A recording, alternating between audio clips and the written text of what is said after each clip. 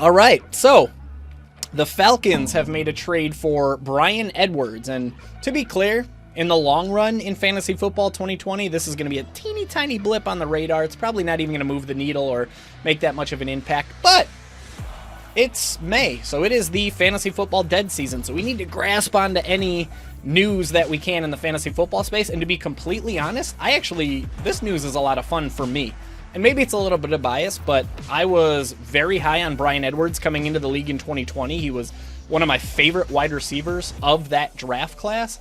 And listen, I get it. We know it didn't work out for him with the Raiders as a third-round pick, right? And opportunity was there. It was pretty much just Darren Waller in that offense until Hunter Renfrow finally exploded onto the scene last year. So why in the world would I be excited about Bryan Edwards, who didn't do anything with the Raiders, and now he's going to a Falcons offense that's going to be worse than the Raiders?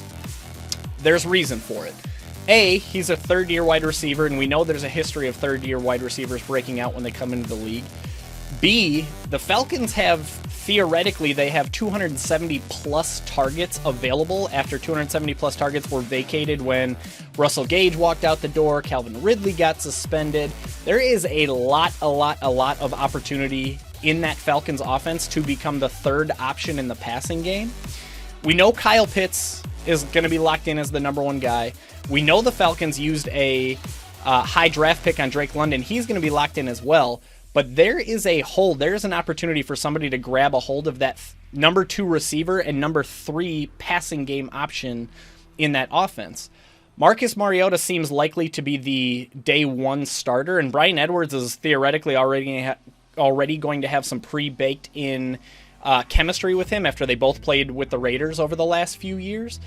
The Falcons did bring in Auden Tate. They did bring in Damiere Byrd. But of all the wide receivers that are still available on the Falcons offense, Bryan Edwards has the most upside, the most talent, and the most athleticism.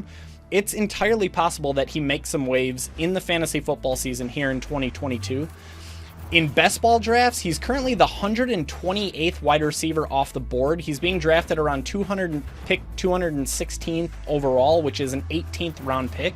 I think he's absolutely worth a flyer at that cost. I think it's likely that he has a couple explosion games. I'm not saying he's going to be your consistent wide receiver 3 or even wide receiver 4, but I think for the cost of an 18th round pick, he has the upside to do some damage, make a splash, and make some waves. Cheers. This brew's for you.